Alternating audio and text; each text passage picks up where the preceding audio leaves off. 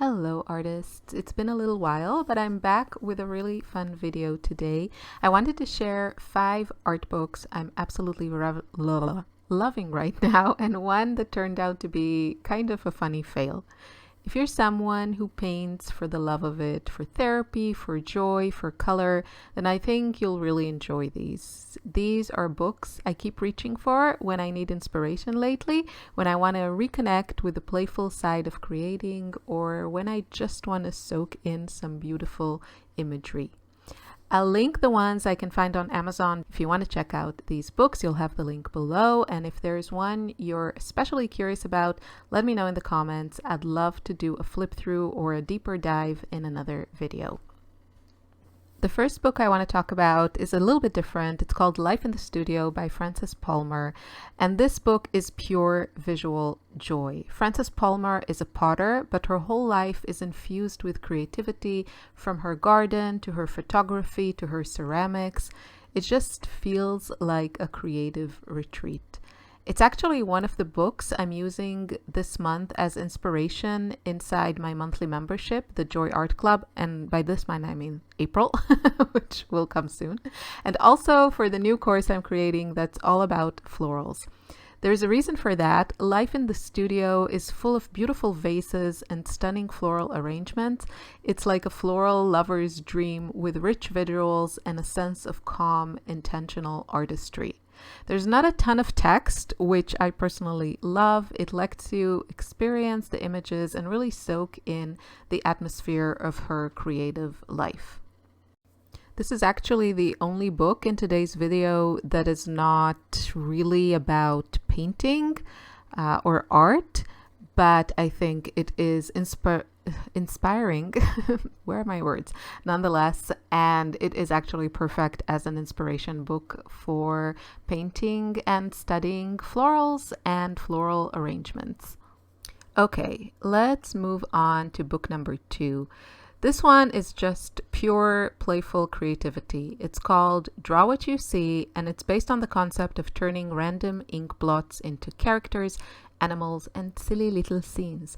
It's such a great reminder that art doesn't have to be serious to be meaningful. I love this book because it completely bypasses that inner critic. You're not trying to get proportions right or follow rules. You're just responding to shapes with imagination. It's perfect for loosening up, especially if you're the kind of person who tends to overthink your art or feel stuck when staring at a blank page. It's also a fun one to do with kids. I showed it to Lily, my youngest, and she absolutely loved it. Or a friend, and every page feels like an invitation to play. If you ever need a creative reset or a smile, this book is a sweet little spark. Okay, let's move on to book number 3. This book is like sunshine in art form, and if you love cats, then this one's for you. But she actually has another book that is dedicated to cats, but there are a lot of cats here.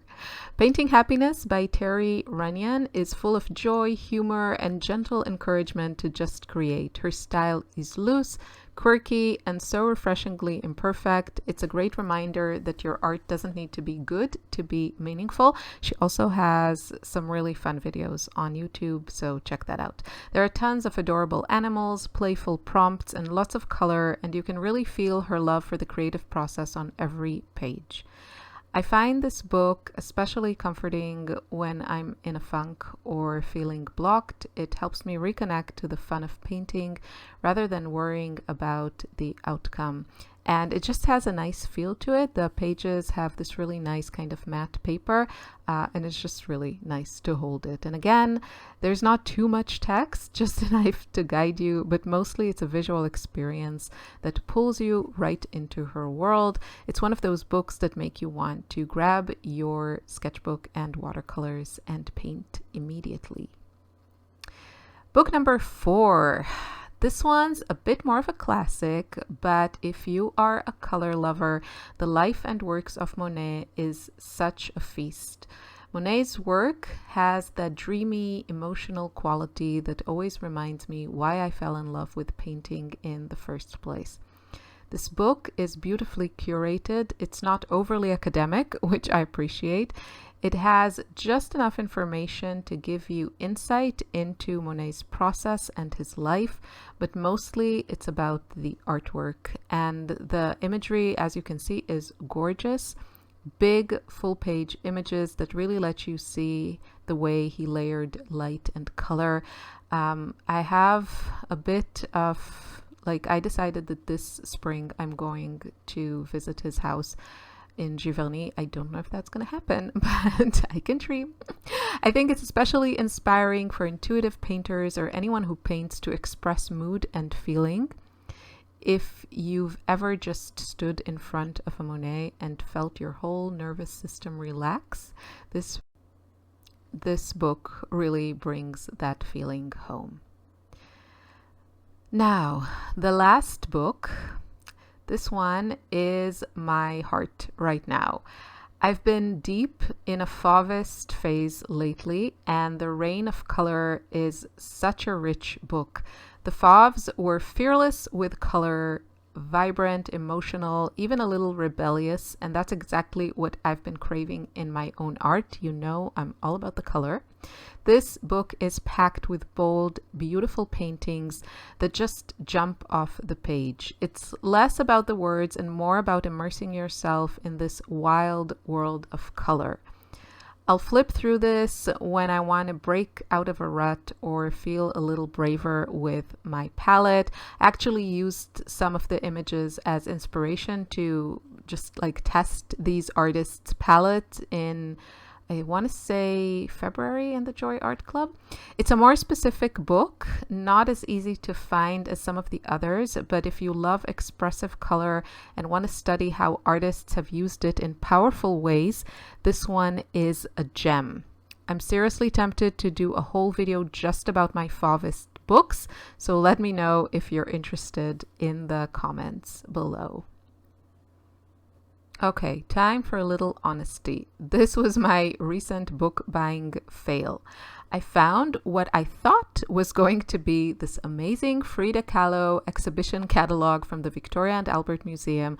I was so excited. Frida's work is so emotional and colorful, and I was hoping for pages and pages of gorgeous imagery. But when the book arrived, it was tiny, almost like a souvenir booklet made for kids. There's barely any artwork in it, or any at all, and the few pages that are there just didn't deliver what I was looking for.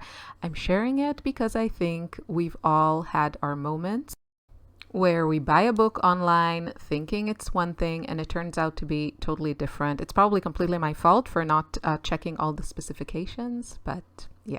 So if you've ever had a funny or disappointing book experience, tell me in the comments. I'd love to hear that I'm not alone. So that's my current stack, 5 books I'm loving and 1 little fail. Each of these books connects me back to the joy of creating and the power of color, and I hope they spark some inspiration for you too.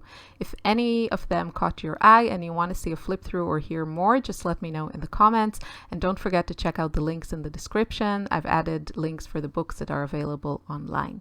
If you enjoyed this kind of video, give it a like and subscribe if you haven't already. I'd love to keep sharing more of what's inspiring me in the studio. See you in another video very soon.